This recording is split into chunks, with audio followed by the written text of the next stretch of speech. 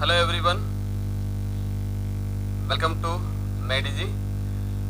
Okay, so today we are going to start a new subject that is called Theory of Structure.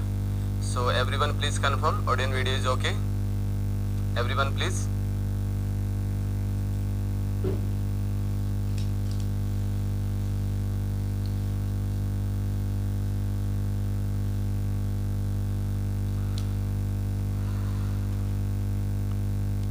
Okay चलिए, so good evening, good afternoon. अभी चलिए तो start करते हैं theory of structure subject, right.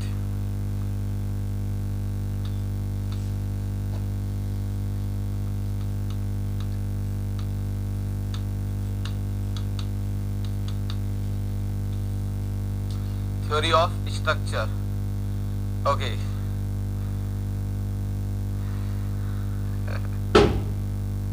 चलो so अब थोड़ा topic पे ध्यान दे लेते हैं। वेलकम बैक एवरीवन, काफ़ी मिस किया।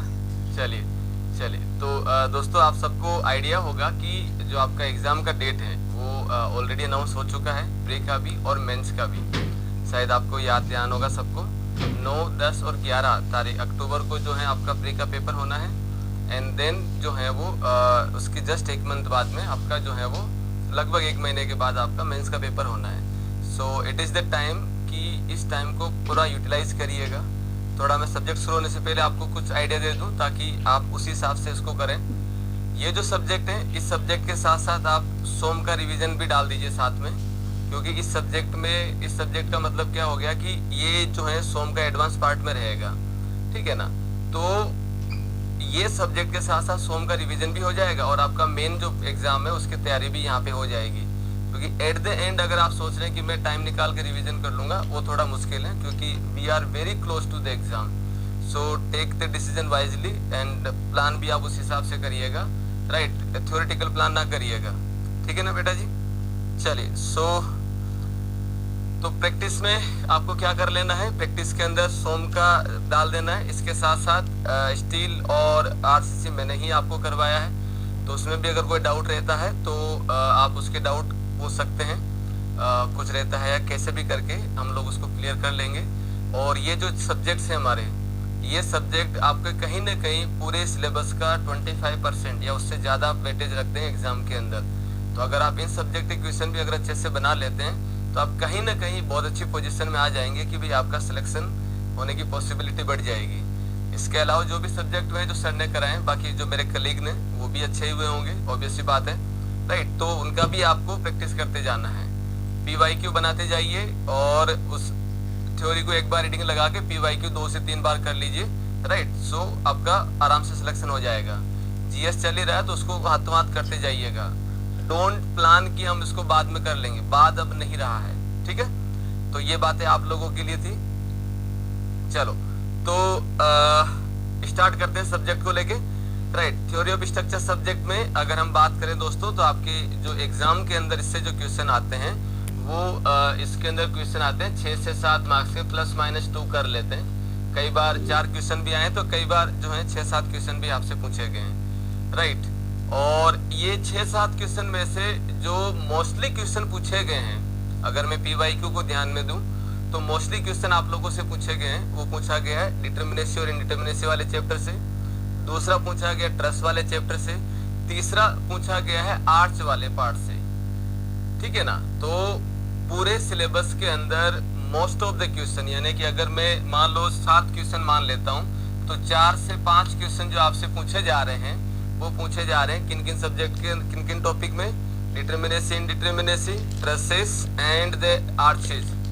तो इनके जो भी पॉइंट है, किसी भी तरह का कोई भी इश्यू रहता है उसको डिस्कशन करिएगा। लेकिन इसका ये कतई मतलब नहीं है कि बाकी टॉपिक करें ही ना। मेंस के अंदर भी ऑब्जेक्टिव है, तो उनके पास में जो हमारे बाकी टॉपिक हैं जिनसे अभी तक SSC ने क्वेश्चन पुटअप नहीं किए गए, वो स्कोप उनके लिए पूरा खाली पड़ा है, उसमें से क्वेश्चन उठा सकते हैं। तो आई विल कवर हम जो डिस्कशन करेंगे वो ऑब्जेक्टिव ओरिएंटेड ही करेंगे, सब्जेक्टिव नहीं है तो उसका कोई लॉजिक नहीं है करवाने का, ठीक है बेटा जी। तो पैटर्न जो है ऑब्जेक्टिव ओरिएंटेड रहेगा और न्यूमेरिकल अप्रोच टाइप भी रहेगा, ठीक है। तो वो सारी चीजें हम लोग इसको सीक्वेंस में करते जाएंगे, राइट। तो this is the weightage of this subject. Okay, तो स्टार्ट करते हैं। सबसे पहली चीज स्ट्रक्चर। स्ट्रक्चर क्या होता है? Everyone answer please. What do you mean by the structure? Already जो लोग मेरी क्लास में रहे हैं तो आई होप कि सब लोग आंसर देने की पोजीशन में होंगे। Everyone please, what do you mean by the structure?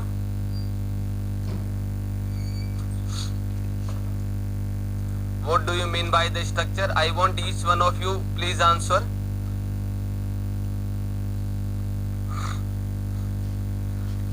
तो स्ट्रक्चर का डेफिनेशन क्या होता है, स्ट्रक्चर में हम लोग किस तरीके से समझते हैं, तो वो सारी चीजें डेफिनेशन क्या वो ऑलरेडी मैं आपको मैं बता चुका हूँ। तो मैं उसको एक बार रिवाइज कर लेता हूँ क्या चीज है। स्ट्रक्चर को हमने ऑलरेडी मैं आपको मैं बता चुका हूँ, तो मैं उसको एक बार रिवाइज कर लेता हूँ क्या चीज है। स्ट्रक्चर को हमने स्टील और आरसीसी में जो लिखा था वो ये था, it is combination of members which is design for specific purpose, right. तो अगर मैं इसकी डेफिनेशन लिखता हूँ स्ट्रक्चर की अगर हम डेफिनेशन लिखें तो ये क्या हो जाएगा, it is combination of members, it is combination of members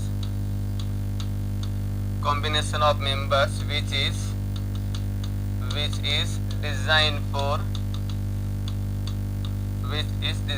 for specific purpose,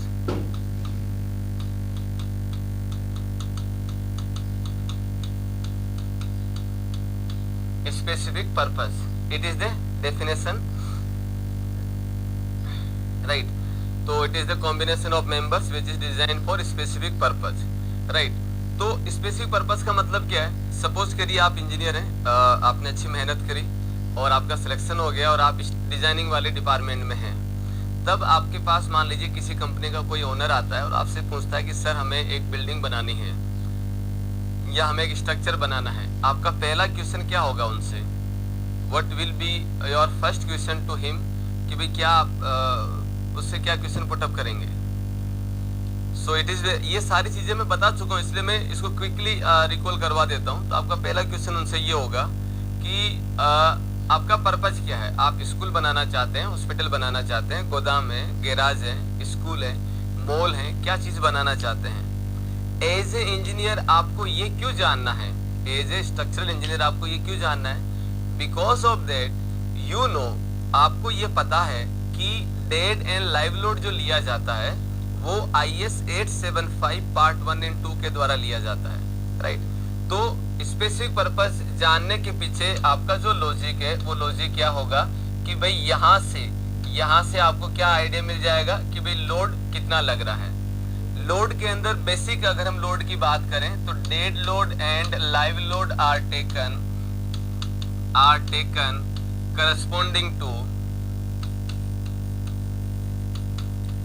corresponding to IS 875 part 1 and part 2।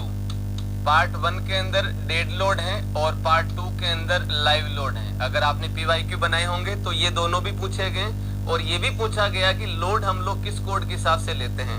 तो लोड हम लोग जो लेते हैं IS 875 कोड के अनुसार लेते हैं और इसके टोटल 5 पार्ट होते हैं, 1 2 3 4 एंड 5। पांचों के नाम मैंने स्टील में लिखवा रखे हैं, तो इसको रिकॉल कर लीजिएगा आप लोग। तो आपको क्या मिल गया? पर्पस जानने के पीछे आपको लोड का वैल्यू मिल गया। इस लोड को ट्रांसफर करने के लिए आप मेंबर बना रहे हैं। मेंबर या तो आप स्टील का बनाते हैं या RCC का बनाते हैं, या वुड का होगा, या फिर कंक्रीट का होगा, या टिम्बर का होगा, या स्टोन का होगा, या CFRP GFRP के मटेरियल से आप जो है मेंबर बना सकते हैं। तो मेंबर बनाएंगे कैसे, वो चीजें हम लोगों ने जो है ऑलरेडी स्टील और RCC में जान रखी हैं। हमारा यहाँ पे मेंबर को डिजाइन करना लॉजिक नहीं है, हमारा काम नहीं है यहाँ पे, राइट। तो मेंबर हम लोग जो है वो बना सकते हैं स्टील और RCC दोनों सब्जेक्ट के द्वारा, राइट। और इन मेंबर को हमने डिजाइन कर लिया। बनाने का मतलब क्या हो गया? डिजाइन कर लेना। डिजाइन का मीनिंग भी ऑलरेडी हम देख चुके हैं। डिजाइन माने RCC में अगर मेंबर को मैं डिजाइन करता हूं तो डिजाइन का 2 ही पार्ट होता है।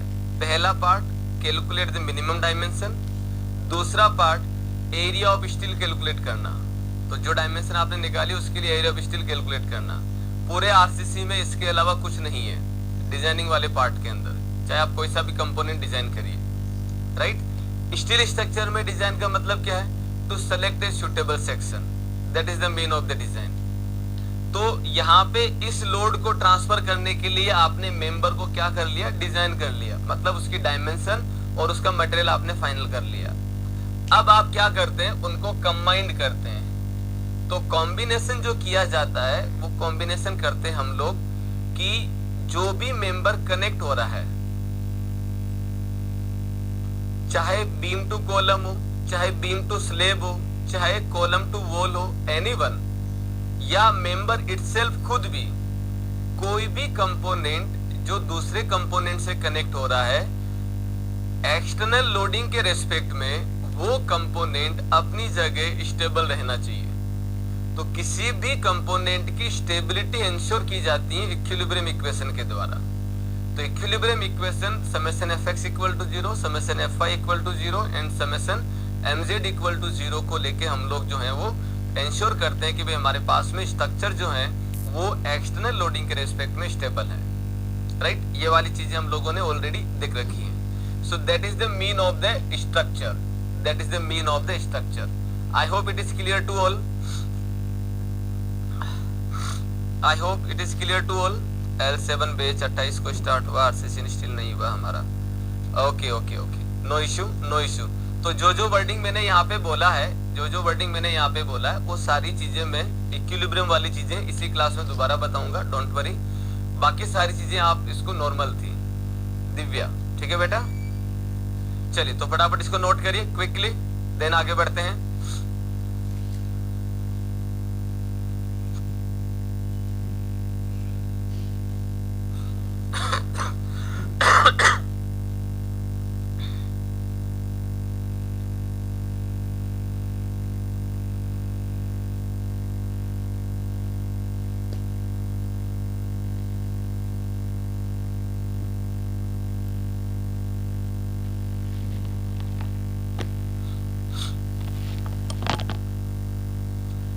तो ये जो डेफिनेशन है स्ट्रक्चर की, ये स्ट्रक्चर की डेफिनेशन हमने जो लिखी है, ये लिखी है हमने किस चीज को ध्यान में रखते हुए?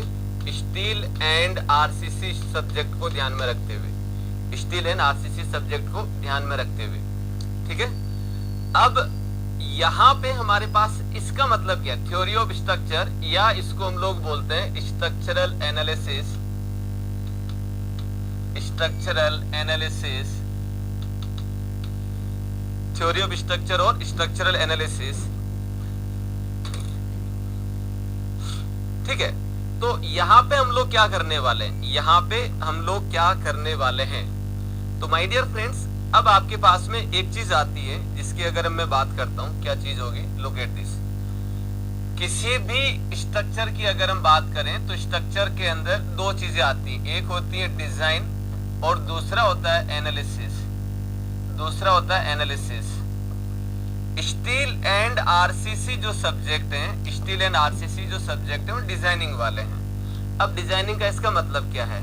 डिजाइनिंग का मतलब क्या है और एनालिसिस का मतलब क्या है? राइट, हमारे पास जो सब्जेक्ट है वो स्ट्रक्चरल एनालिसिस है। स्ट्रक्चरल एनालिसिस, तो हम लोग इसमें चाहते क्या है? स्ट्रक्चरल एनालिसिस, तो हम लोग इसमें चाहते क्या है? और जो चीज मैं यहाँ पे बता रहा हूँ वो ऑब्जेक्टिव के अंदर ऑलरेडी आपसे पूछ लिया गया है, तो उससे थोड़ा ज्यादा ही हम बात करेंगे इसके अंदर, ठीक है। तो डिजाइन और एनालिसिस का मतलब ये होता है, देखिए एनालिसिस का मतलब ये है कि भाई मान लो आपको कोई भी एक ट्रस दे रखा है, फॉर एग्जांपल ये एक ट्रस है, दिस इज द ट्रस। इस ट्रस के अंदर आपको मेंबर दे रखा है, मेंबर की डायमेंशन दे रखी है, लोड दे रखा है, सब कुछ आपको गिवन है, सब कुछ गिवन है।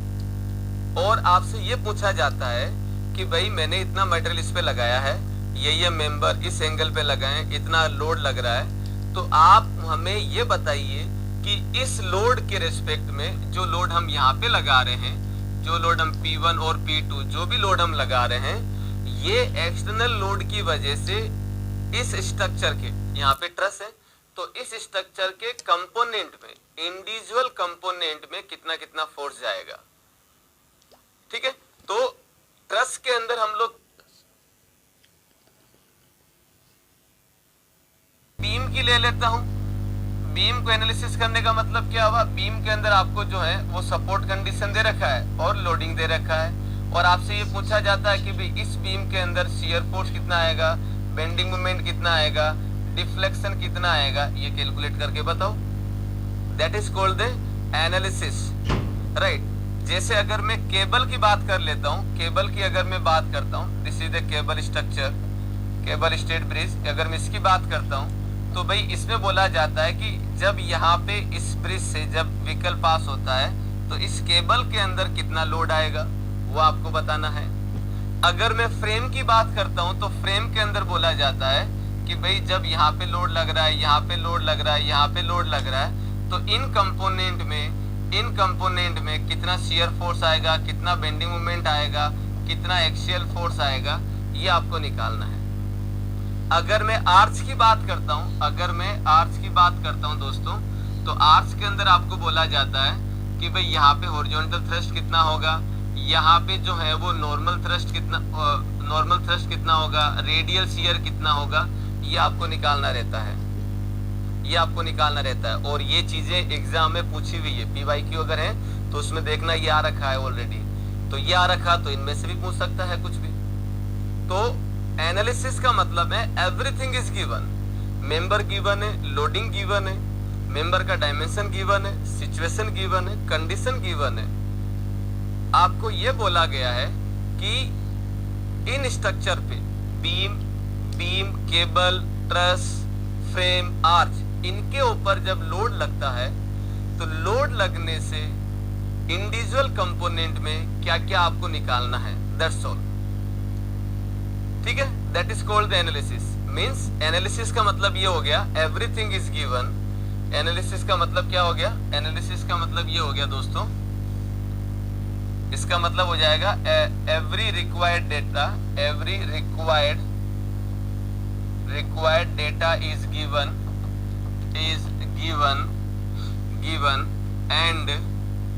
and some force parameter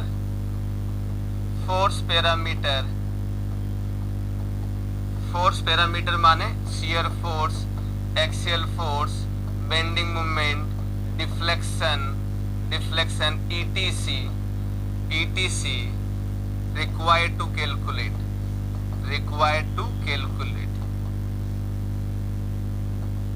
सब कुछ आपको दिया है। ठीक है, तो ये होता है एनालिसिस का मतलब। अब डिजाइन का मतलब क्या है, डिजाइन में आपको सब कुछ नहीं दे रखा है। सब कुछ माने आपको मेंबर का डायमेंशन नहीं दिया है, राइट, आपको मेंबर का डायमेंशन नहीं दिया, आपको मटेरियल नहीं दे रखा है, आपको दे क्या रखा है, आपको ये दे रखा है कि भाई दो सपोर्ट के बीच में स्पान इतना है, लोडिंग इतना लग रहा है, सपोर्ट का नेचर आपको दे रखा है, और आपको ये बोला गया है कि यहाँ पे सुनना ध्यान से, सपोर्ट का नेचर दे रखा है, स्पान दे रखा है, लोडिंग दे रखा है, और कोई कंडीशन जो चाहिए वो दे रखी है। और आपको ये बोला गया है कि भाई इस लोड को ट्रांसफर करने के लिए इतने स्पान का है, आपको यहाँ पे स्ट्रक्चर बनाना है। Means you have to decide कि भाई यहाँ पे हमने जो भी स्ट्रक्चर के देखे हैं उनमें से कौन सा स्ट्रक्चर यहाँ पे सुटेबल होगा, ये आपको डिसाइड करना है।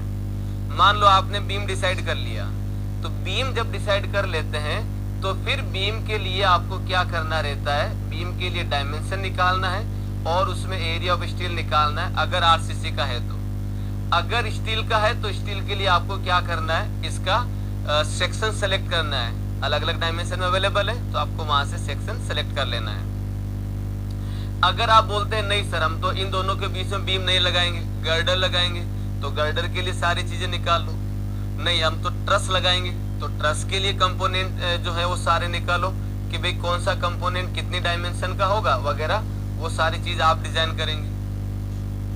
क्लियर है। अगर आप फ्रेम तो खैर इसमें लगेगा नहीं, आर्च लगा सकते हैं, तो आर्च के लिए इसकी डायमेंशन क्या होगी, कितना जो है वो मटेरियल लगेगा, वो सारा निकालना रहता है, right. So that is the mean of the design. Clear हो गया? से यस और no everyone.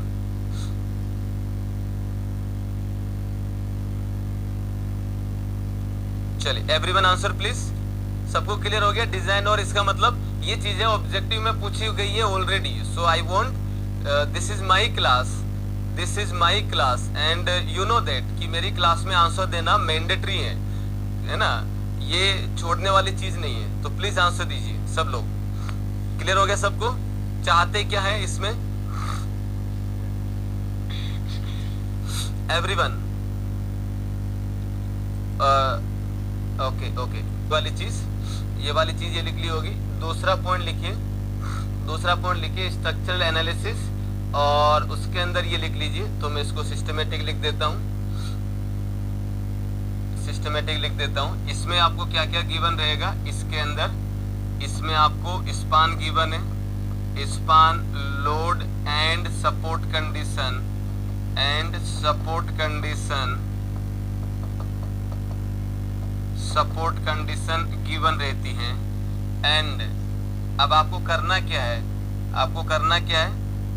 To select the structure, select the kind of structure, kind of structure like कौन कौन सा हो जाएगा? अगर मेरे पास फ्रेम लगेगा, बीम होगा, या ट्रस होगा, या आर्च होगा, या केबल ब्रिज होगा, केबल स्ट्रक्चर ETC। पहला तो आपको ये क्या करना, पहले तो आपको काइंड ऑफ स्ट्रक्चर को फाइनल करना है।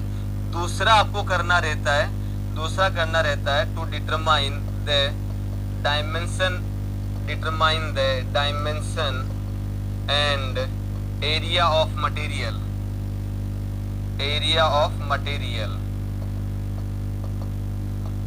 ऑब्जेक्टिव जिस हिसाब से पूछा गया तो ये भी आपसे पूछ लिया जा सकता है। विशाल सर, तो हम यहाँ पे सिर्फ एनालिसिस की बात करेंगे। बिल्कुल बिल्कुल सही लिखे हो बेटा, हम यहाँ पे सिर्फ एनालिसिस की बात करेंगे। मीन्स हम लोग इस पे ध्यान देंगे कि हमें निकालना ये है। सेकंड पॉइंट लिखो फटाफट, quick. This is the second point. और जो भी डाउट है आप बेहिचक पूछिए, किसी भी तरह का कोई भी डाउट सबका वेलकम है। जल्दी लिखिए इसको फटाफट।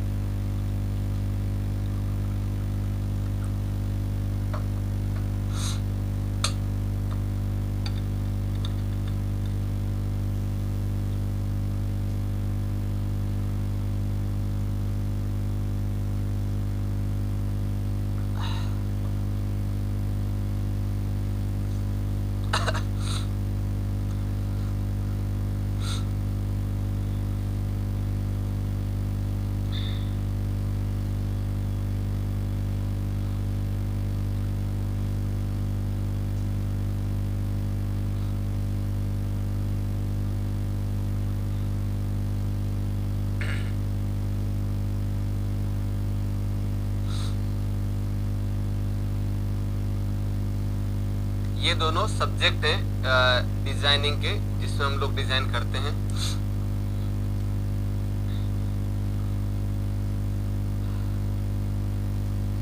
चलो, तो ये सारी चीजें सबको क्लियर हो गई। नाउ अब आते हैं कि ये तो हमने समझ लिया एनालिसिस का मतलब क्या है और डिजाइन का मतलब क्या है। पॉइंट ये आता है कि जो चीजें अभी मैंने यहाँ पे लिख के हटा दी थी, फ्रेम में क्या निकालते हैं, ट्रस में क्या निकालते हैं, बीम में क्या निकालते हैं, वो चीजें आपको पता होनी चाहिए। ऑब्जेक्टिव में पूछी गई है तो वो सारी चीजें हम लोग लिख लेते हैं, राइट।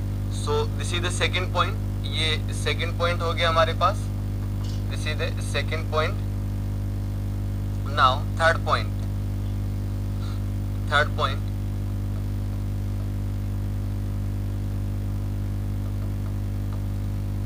थर्ड पॉइंट तो माय डियर फ्रेंड्स, अभी अभी हमने जो बात करी थी कि भी हमें स्ट्रक्चर में निकालना क्या है, राइट। तो स्ट्रक्चर में अगर मैं देखता हूं तो भाई मेरे पास में सबसे पहले अगर मैं बीम की अगर मैं बात करता हूं, बीम की अगर मैं बात करता हूँ तो एनालिसिस में हम लोग इसमें चाहते क्या है, एनालिसिस में हम लोग चाहते क्या है। तो दोस्तों बीम के अंदर आपको स्पान दिया है, सपोर्ट कंडीशन दे रखी है, लोडिंग दे रखा है, राइट। और आपसे ये पूछा गया है कि जब मैं इतना लोड लगा रहा हूं तो ये लोडिंग लगाने से इस बीम के अंदर बेंडिंग मोमेंट कितना आ रहा है, शियर फोर्स कितना आ रहा है और डिफ्लेक्शन कितना आ रहा है, ये आपको निकालना रहता है, राइट। तो यहाँ पे बीम के लिए अगर मैं बात करता हूँ तो इसमें हो जाएगा that is the bending moment, shear force and deflection ठीक है। तो ये चीज हम लोग इसमें बीम में निकालते हैं। दूसरा हो जाएगा ट्रस की अगर मैं बात करता हूं तो ट्रस में जब हम एनालिसिस करते हैं तो क्या करते हैं, ट्रस पहले ट्रस का अगर छोटा सा यहाँ पे एक डायग्राम बना लो ताकि तुम्हें ध्यान में रहे ट्रस होता क्या है, कुछ ऐसा एक छोटा सा बना लो। आगे हम इसको डिटेल में बात करेंगे क्योंकि बहुत क्वेश्चन आते हैं इस वाले ट्रस वाले पार्ट से। तो इस ट्रस के ऊपर आपके पास लोडिंग गिवन है, इस तरीके का लोडिंग गिवन है और आपसे ये पूछा जाता है कि इस ट्रस के ऊपर जब ये लोड लग रहा है, एक्सटर्नल लोड जब ये लग रहा है, तब उस केस में ट्रस के कंपोनेंट में यानी कि मेंबर में कितना फोर्सेस आ रहे हैं। तो फोर्सेस कौन से, एक्सियल फोर्स ओनली। तो यहाँ पे हमें जो कैलकुलेट करना है वो कैलकुलेट करना है एक्सियल फोर्स। अब एक्सियल फोर्स आप अच्छे से जानते हैं दो तरीके का होता है, एक होता है हमारे पास टेंशन का और दूसरा होता है हमारे पास कंप्रेशन का, राइट। दो तरीके के फोर्सेस होते हैं, टेंशन एंड कंप्रेशन। तो ये आपको इसमें निकालना रहता है। तीसरा हो जाएगा फ्रेम के लिए। फ्रेम जो है वो ये स्ट्रक्चर होगा कुछ ऐसे, look at this is the frame. इस पे जब लोडिंग दे रखा है, इस पे जब लोडिंग दे रखा है, किसी भी तरह की लोडिंग हो सकती है, तो इसमें आपको क्या करना है, इसमें आपको करना है दैट इज, इसमें आपको कैलकुलेट करना है bending moment, shear force and axial force. Axial force को मैं AF से लिख रहा हूं, तो ये आपको कैलकुलेट करना रहता है। चौथा हो जाएगा मेरे पास में केबल स्ट्रक्चर। और केबल स्ट्रक्चर में आप कुछ ऐसा एक डायग्राम बना सकते हैं।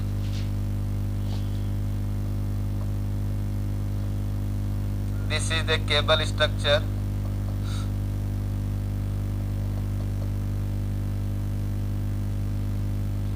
दिस इज द केबल, ये केबल है। तो इसमें आपको क्या करना है, केबल में टेंसाइल फोर्स की वैल्यू निकालनी है, टेंसाइल फोर्स ओनली, क्योंकि इसमें जो है केबल जो रहता है उसमें बेंडिंग मोमेंट 0 रहता है, नहीं आता है, और कंप्रेशन बिल्कुल नहीं ले सकती। तो ओनली आपको टेंसाइल फोर्स इसमें निकालना रहता है कि भी किस जगह कितना टेंशन आ रहा है, मैक्सिमम कितना आता है। ये हमारे पार्ट में हम लोग इसको आगे कवर करेंगे, ठीक है। देन पांचवा जो हो जाएगा वो आ जाएगा हमारे पास दैट इज आर्च। पांचवा क्या हो जाएगा, that is the arch. Arch जो रहता है वो कुछ इस तरीके का रहता है, like this. So this is ये हो जाएगा कुछ ऐसे,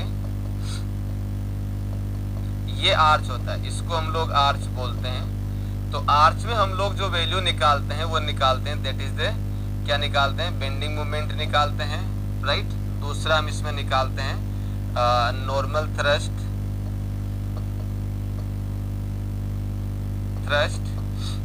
एंड नॉर्मल थ्रस्ट और रेडियल शियर।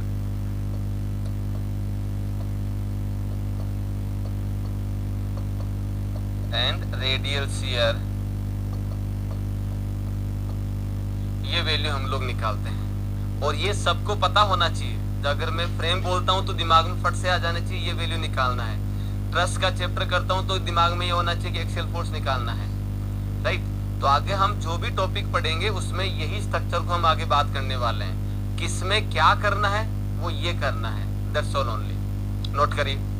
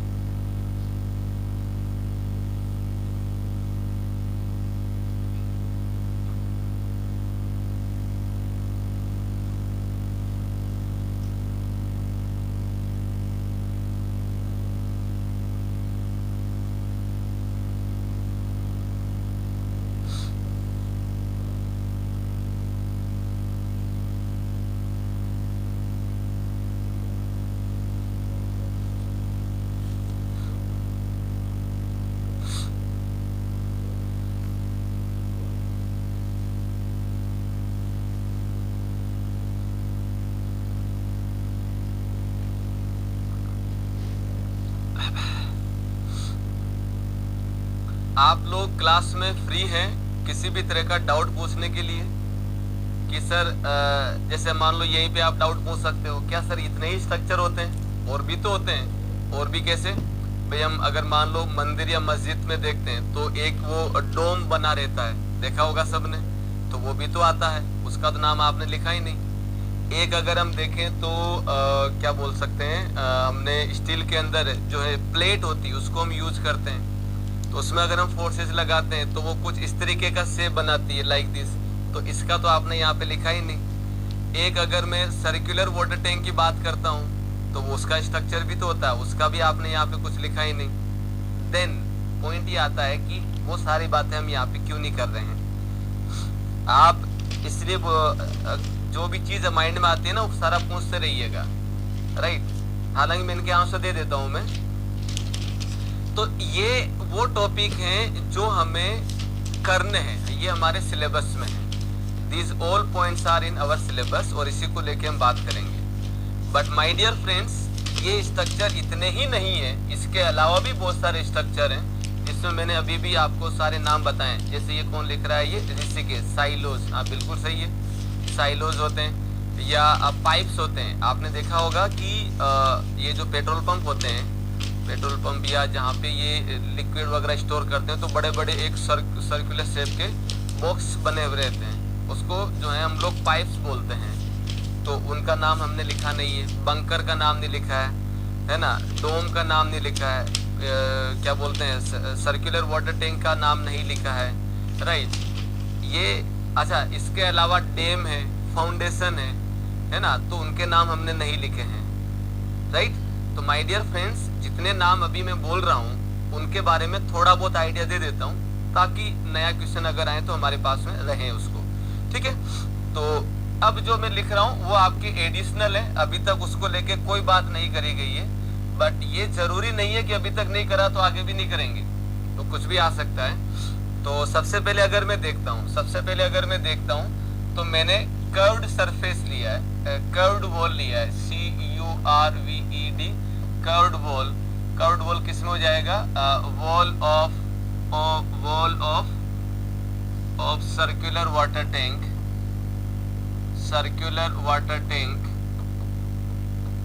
टैंक, यानी कि अगर मैं इसमें बात करता हूं तो क्या होगा, इसमें अगर आप ये नहीं, इसमें अगर हम देखेंगे तो ये हो जाएगा कुछ ऐसे। मैं इसको टॉप व्यू बना देता हूं, तो टॉप व्यू बनाएंगे तो ऐसा कुछ होगा, और अगर आप इसका सेक्शन व्यू बनाएंगे तो ऐसा कुछ रहेगा, ऐसा ही कुछ रहता है, राइट। और जब मैं इसके अंदर वाटर फिल करता हूँ या कोई भी लिक्विड अगर इसमें फिल करता हूँ तो क्या होगा, ये जो है अपना डाया एक्सपांड करने की कोशिश करेगा। जब डाया एक्सपांड करने की कोशिश करेगा दोस्तों, तब क्या होगा, इसकी सर्कमफ्रेंस पे यानी कि पेरिफेरी पे जो है वो स्ट्रेसेस डेवलप होगी। ये सर्कमफ्रेंसेस जो है वो पेरिफेरी पे इसकी स्ट्रेसेस डेवलप होगी, राइट। और यहाँ पे अगर हम देखें तो यहाँ पे जो है स्ट्रेसेस डेवलप होगी, इसको बोला जाता है पीटी, इसको बोलते हैं पीटी। पीटी माने ये होती है हुप स्ट्रेस, ये क्या होती है, हुप टेंसाइल स्ट्रेस, ये हो जाएगी हुप टेंसाइल स्ट्रेस, और ये हो जाएगी circumferential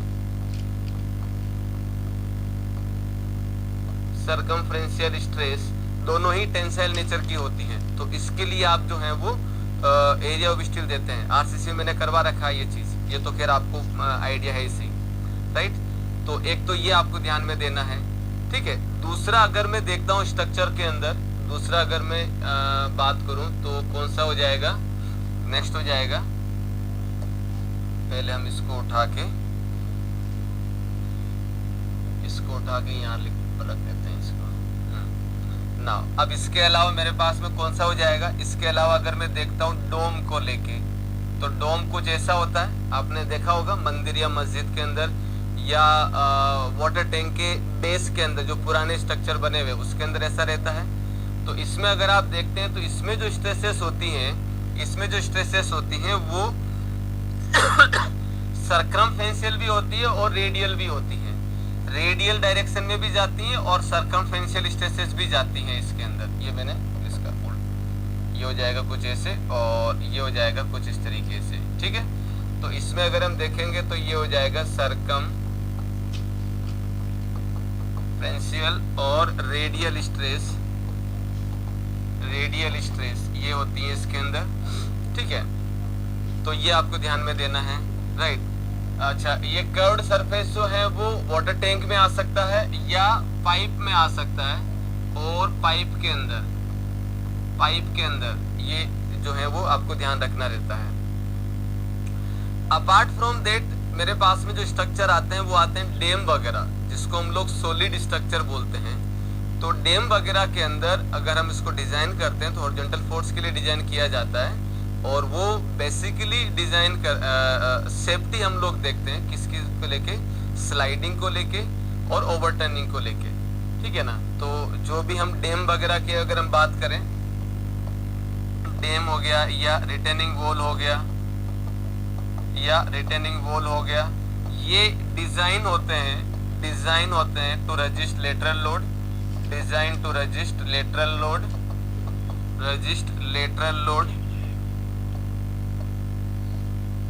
and safety against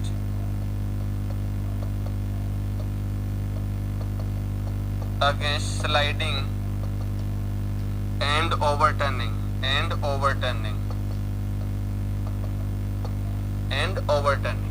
note करो। सर यहाँ पर नॉर्मल थ्रस्ट और रेडियल शियर जैसा कुछ थ्योरी को नहीं जानते, कोई बात नहीं विशाल, अभी रेडियल शियर और नॉर्मल थ्रस्ट तुम्हें क्या किसी को नहीं पता क्लास के अंदर, वो आर्च वाले पार्ट में हम लोग देखेंगे, है ना। तो इसको नोट करो, ये वाली चीजें आपको सीधी सीधी याद रखनी है। हालांकि ये हम आरसीसी में देख चुके हैं डिटेल के अंदर जितना हमें जरूरत है, और ये वाला चीज आपको याद ही रखना है, डोंट इस पे ज्यादा फोकस मत करिए। हालांकि रिटेनिंग वॉल हमने क्लास में देखा है और सोइल में भी आपने देखा होगा, है ना, तो वो सारी चीजें आप जानते हैं, नोट करो क्विक।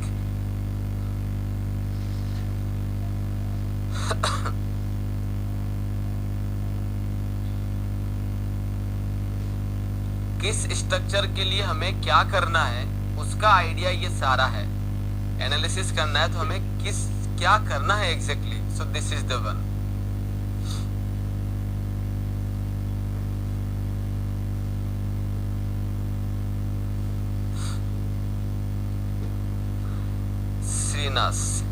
इसमें सब फिक्स होते हैं या सपोर्ट और डिफरेंट टाइप होते हैं। किसकी बात कर रहे हो श्रीनाथ, किसकी बात कर रहे हो?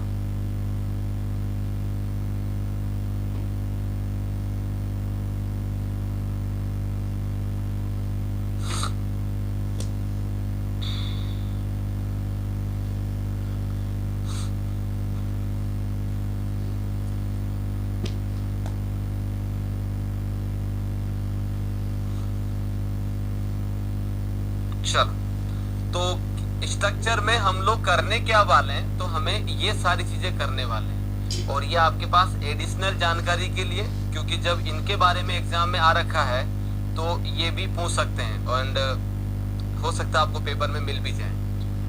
नाउ अब पॉइंट ये आता है कि भाई ये तो हमें करना है, वो हमने निकाल लिया, तो हम चाहते क्या है टॉपिक से, तो ये तीसरे पॉइंट में हमने सारा लिख लिया। अब पॉइंट ये आता है कि क्या ये सारे स्ट्रक्चर जिनके बारे में मैं यहाँ पे बात कर रहा हूँ, क्या ये सारे स्ट्रक्चर एक जैसे हैं, इनको मैं एक तरीके से एनालिसिस कर सकता हूँ, या फिर मुझे अलग अलग तरीके से बात करनी पड़ेगी। तो एनालिसिस करने के लिए हम लोग इन स्ट्रक्चर को, जिनके बारे में अभी हम यहाँ पे लिखे हुए हैं, इन स्ट्रक्चर को मोटे मोटे तौर पे, यानी कि ब्रॉडली हमने इनको 3 कैटेगरी में क्लासिफाइड किया है। पहला आता है हमारे पास में स्केलेटन स्ट्रक्चर, दूसरा आता है सरफेस स्ट्रक्चर, तीसरा आता है सॉलिड स्ट्रक्चर। तो किन में क्या क्या आएगा और क्या क्या हम लोग इसमें रखने वाले हैं, वो सारा हम लोग चौथे पॉइंट में देख लेते हैं। तो नेक्स्ट हो जाएगा fourth point.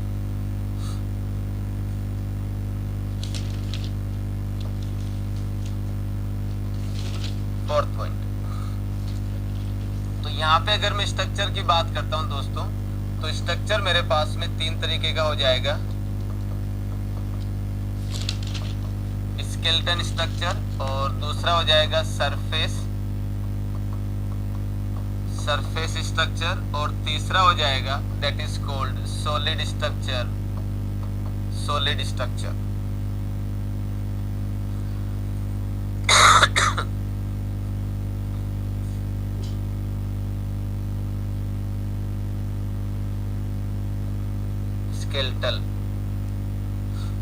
Skeletal structure, surface structure और सॉलिड स्ट्रक्चर।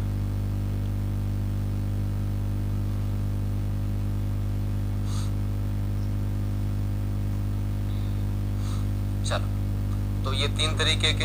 अब मैं जो पॉइंट लिखा रहा हूं पहले आप उस हिसाब से लिखिए। इसके अंदर लिखो पहले इसमें क्या क्या आता है। स्केलेटल स्ट्रक्चर में लिखिए इट कंसिस्ट ऑफ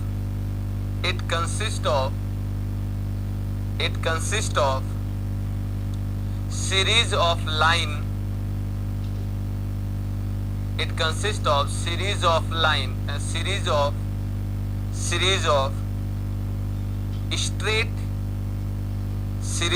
straight और curved line member।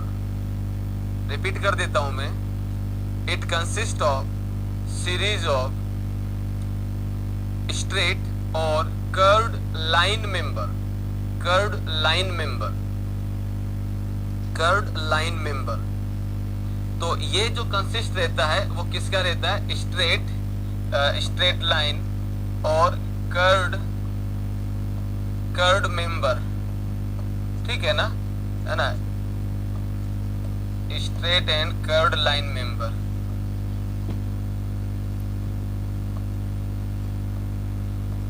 स्ट्रेट और कर्व्ड लाइन मेंबर, इसका ये कंसिस्ट रहता है। एग्जाम्पल अगर हम देखें तो एग्जाम्पल में हो जाएगा हमारे पास में ट्रस, इसका एग्जाम्पल है, फ्रेम इसका एग्जाम्पल है, राइट, बीम इसका एग्जाम्पल है, ईटीसी। तो ये हम लोग जो है इसके अंदर बात करते हैं स्केलेटन स्ट्रक्चर के अंदर। तो इसके एग्जाम्पल हो जाएंगे मेरे पास में दैट इज स्ट्रेट, कर्व, इसके एग्जाम्पल हो जाएंगे truss, frame, beam, etc. Note करिए।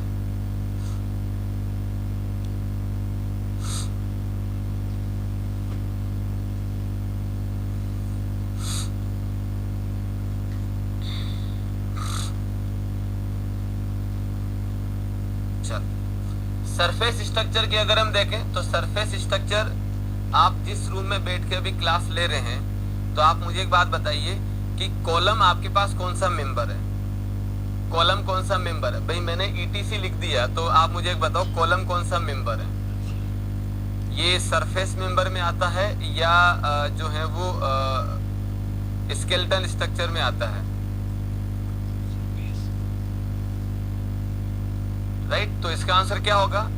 कॉलम जो है मेरे पास में वो आ जाएगा दैट इज द स्ट्रेट, ये स्केलेटन स्ट्रक्चर का टाइप रहेगा क्योंकि कॉलम को भी हम लोग लाइन के द्वारा रिप्रेजेंट करते हैं, ठीक है, और बीम को भी हम लाइन से रिप्रेजेंट करते हैं। लेकिन अगर मैं वॉल की बात करता हूँ, लोड बियरिंग वॉल की बात करता हूँ, या फिर मैं बात करता हूँ रूफ की, या फिर मैं बात करता हूँ फ्लोर की, तो ये जो स्ट्रक्चर हैं ये स्ट्रक्चर कहलाते हैं सरफेस स्ट्रक्चर, ये कहलाते हैं सरफेस स्ट्रक्चर, ठीक है।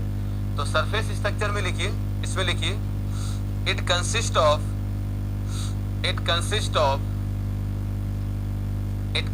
ऑफ शिवम एंड राजन, ठीक, बिल्कुल सही। इट कंसिस्ट ऑफ प्लेन और curved surface member,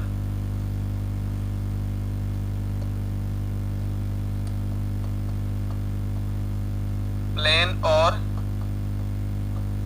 curved surface member. Example हो जाएगा स्लैब और सेल, ईटीसी। तो ये जो एग्जाम्पल होते हैं ये आ जाएंगे हमारे पास में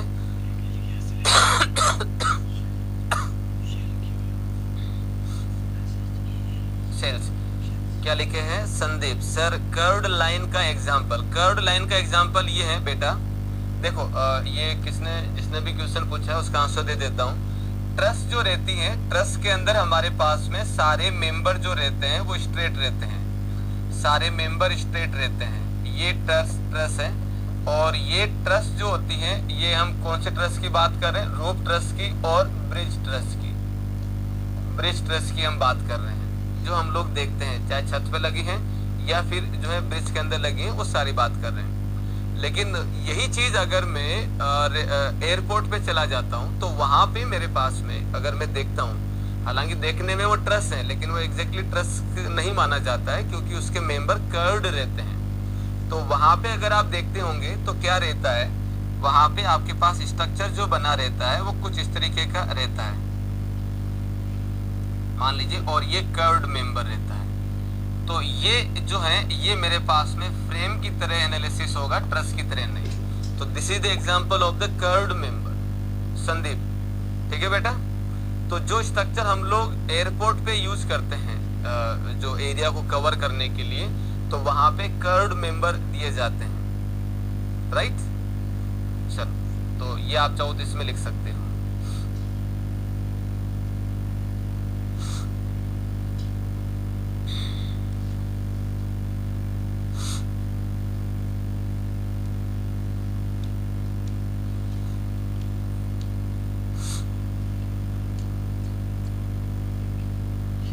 संदेह विजिट हो गए। जो भी डाउट पूछते हैं आप, अगर आपको आंसर से सेटिस्फाई होते हैं then right okay yes anything. Sentence लिखने की जरूरत नहीं है, सिंपल चलेगा।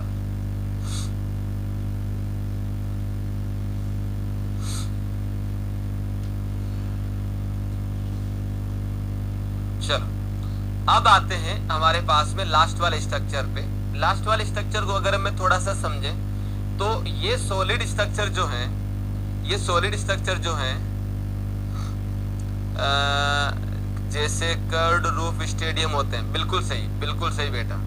स्टेडियम में भी स्टेडियम में भी देख सकते हैं आप, स्टेडियम में भी जो कवरिंग जो कवर के लिए जो स्ट्रक्चर बना रहता है उसमें भी कर्व्ड मेंबर है, तो वो इसी का स्केलेटन स्ट्रक्चर में ही आता है, ठीक है बेटा। चलिए, अच्छी बात।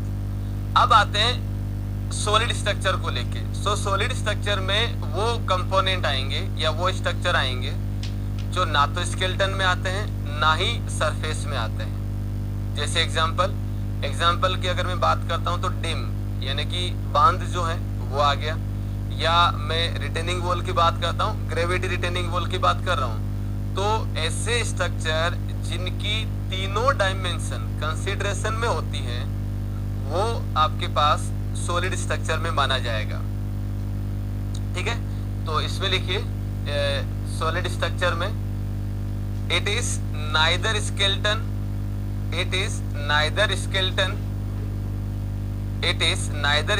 structure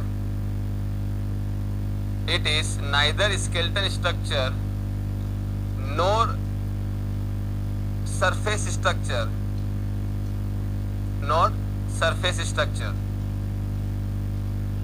एग्जाम्पल हो जाएंगे इसके, अगर इसके एग्जाम्पल देखते हैं तो एग्जाम्पल इसके हो जाएंगे, that is called dam and gravity retaining wall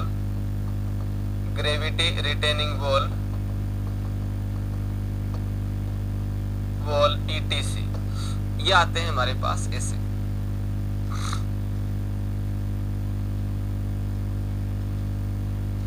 चलिए, कॉलम हो सकता है सॉलिड। क्या बात करते हो यार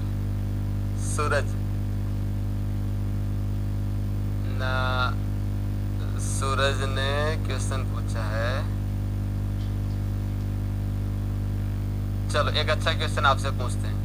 पहले तो जो लिखाया गया उसी से बात करते हैं, पहले तो जो लिखा गया उससे बात करते हैं। सूरज, मैं तुम्हारे लिए क्वेश्चन रखता हूँ, थोड़ा भी 1 मिनट बाद में बात करेंगे, तो पहले इसी से बात कर लेते हैं।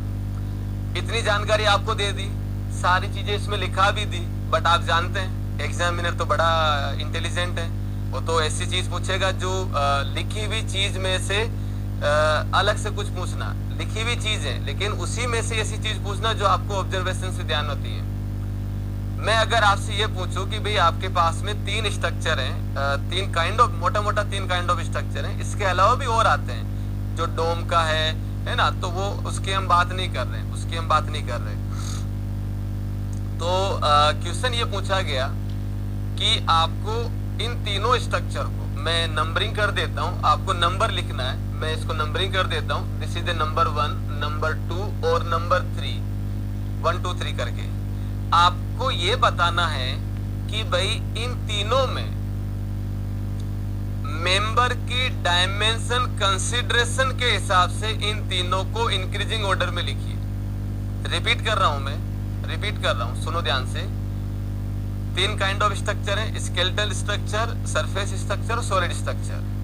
आपको क्या करना है, इन तीनों स्ट्रक्चर को मेंबर की ज्योमेट्रिकल डायमेंशन कंसिडरेशन के अकॉर्डिंग इंक्रीजिंग ऑर्डर में लिखना है। यानी कि कौन सा स्ट्रक्चर ओनली एक ही डायमेंशन, ये तो पूरा समझाने की बात होगी। कौन सा स्ट्रक्चर एक ही डायमेंशन यूज करता है, कौन सा 2 करता है, कौन सा तीनों ही करता है। Tell me, answer please. And I am sure कि सब लोग आंसर दे पाएंगे, बिकॉज ये सारी बातें मैंने आपको ऑलरेडी बता भी रखी है आरसीसी में। हाँ, आरसीसी में बात हो रखी है।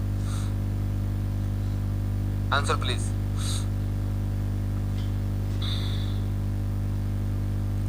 और थोड़ा जल्दी रहें, एग्जाम पास में तो हम जो है वो ज्यादा से ज्यादा मैटर को कवर कर पाए।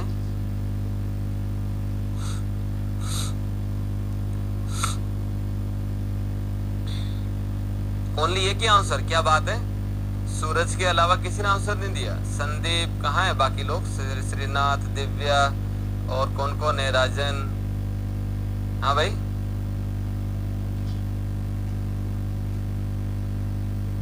हाँ, विपिन का आंसर आया एक। Rahul, Shubham, Praveen, Shrikant, Nadeem, Chandra Prabha, Divya. Answer please everyone. Answer देने से घबराओ मत, ये मेरी क्लास है, आपको हर हाल में आंसर देना है।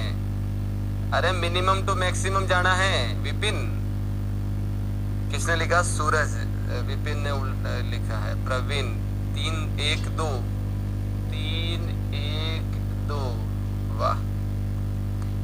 कुंदन 1 2 3, संदीप 2 1 3, सरफेस। अरे विशाल, मैंने नंबरिंग लिखी है तो उसके हिसाब से लिख दो। सरफेस, अच्छा 2 1 3, Krishna 2 1 3, Shrikant line space 3D।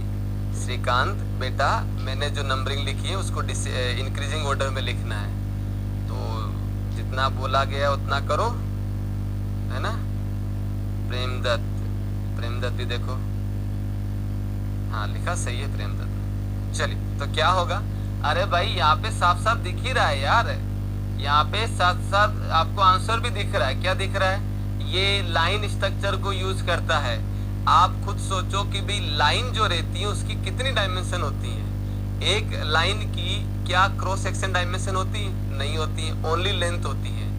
Surface की अगर मैं बात करता हूँ, प्लान की या कर्व्ड मेंबर की अगर मैं बात करता हूँ, तो जैसे मैंने रूफ लिखा है, तो रूफ में LX है, LY है। स्लेब हो गया, तो स्लेब में LX और LY 2 डायमेंशन कंसिडरेशन में होती है, थिकनेस नहीं होती है। तो ये 2D स्ट्रक्चर है।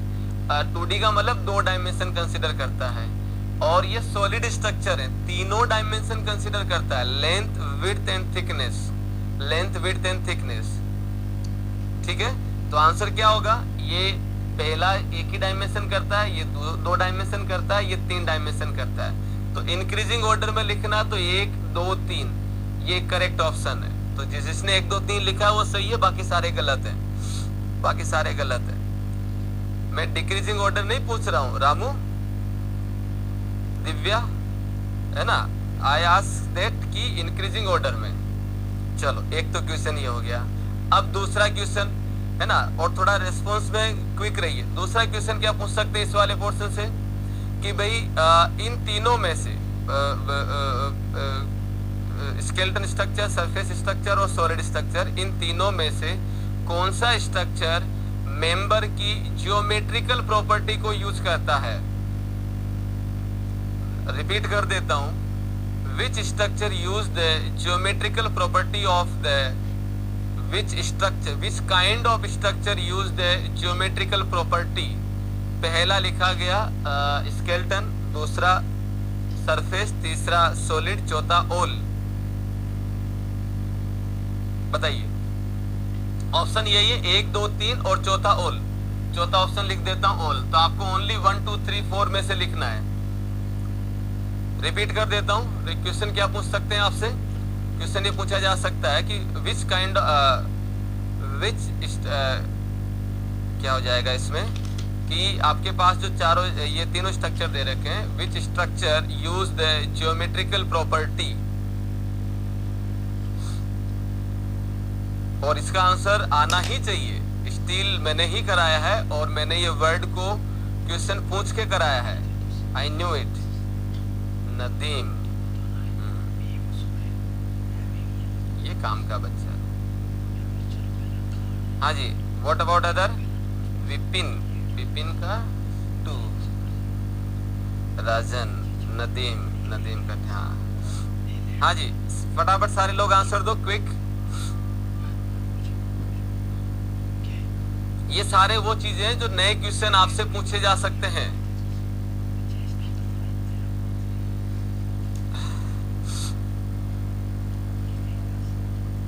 तो यहाँ की अगर मैं बात करता हूं तो क्या वर्ड मैंने यूज करा दोस्तों? यहाँ पे मैंने वर्ड यूज करा है जियोमेट्रिकल प्रॉपर्टी। जियोमेट्रिकल प्रॉपर्टी, इन तीनों में से कौन सा स्ट्रक्चर जियोमेट्रिकल प्रॉपर्टी को यूज करता है? तो पहले तो ये आपको माइंड में पिक्चर क्लियर होना चाहिए कि भाई जियोमेट्रिकल प्रॉपर्टी का मतलब क्या है। तो जियोमेट्रिकल प्रॉपर्टी का मतलब होता है कि भी किसी भी स्ट्रक्चर की तीनों डायमेंशन को कंसीडरेशन में लेना, that is called geometrical property. तो ऐसा कौन सा स्ट्रक्चर है इन तीनों में से जो किसी भी स्ट्रक्चर यानी कि मेंबर की तीनों प्रॉपर्टी यूज करता है, लेंथ भी, विड्थ भी और थिकनेस भी? Which one? So the answer is only 3. Only 3. Why? Because it is the, ये तीनों डायमेंशन कंसीडर करता है, तो ये जियोमेट्रिकल प्रॉपर्टी को यूज करता है, length, width and thickness.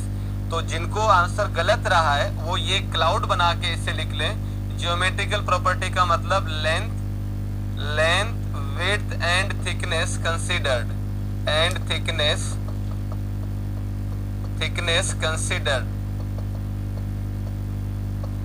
Considered, तो इसको बोलते हैं geometrical property. So the only option solid structure is the right answer, यानी कि तीसरा जिसका सही था, जिसने तीसरा ऑप्शन दिया वो सही है, बाकी सारे नेगेटिव मार्किंग। अरे भाई ये तो एक ही डायमेंशन, अच्छा जिसको ज्योमेट्रिकल प्रॉपर्टी क्लियर नहीं वो आंसर फिर टिप्पे में दे रहे थे ऐसे। तो ये एक ही डायमेंशन यूज करता है तो ज्योमेट्रिकल नहीं होगा, ये 2 डायमेंशन यूज करता है तो ये भी नहीं होगा, ये तीनों करता है तो फिर ये तीनों इसमें आंसर आएगा। क्लियर सबको? तो ये लिख लो क्लाउड बना के साइड के अंदर कहीं। और ये जो चीज है ना, तो ये आप अपने वर्डिंग में ऐसे साइड में लिख लो, इसको मैं लिख देता हूं। ये क्या पता आपसे पूछ ले। इसको आप एक काम करो, इसको कैसे लिखें, इसको यहाँ पे लिख लेते हैं। तो इसमें क्या हो जाएगा? It use one dimension only, it use one dimension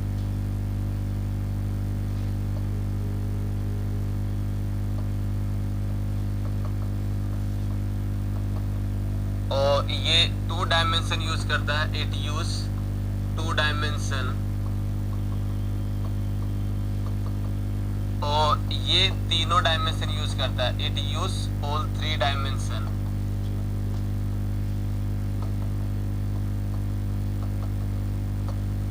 चलो ये भी लिख लो, ये ऊपर लिख लो ताकि तुम्हें ध्यान में रहे। नया क्वेश्चन मान लो अगर पूछा जाए तो आप उसको देने की पोजीशन में रहें। और ये वाला जरूर लिखना है, ज्योमेट्रिकल प्रॉपर्टी का मतलब ये है। और ये डायमेंशन कौन कौन सी हैं जिसको लेके हम अभी ऊपर लिख रहे थे? तो लेंथ, विड्थ एंड थिकनेस, इन्हीं को हम लोग डायमेंशन बोल रहे हैं, इन्हीं को हम लोग यहाँ पे डायमेंशन बोल रहे हैं।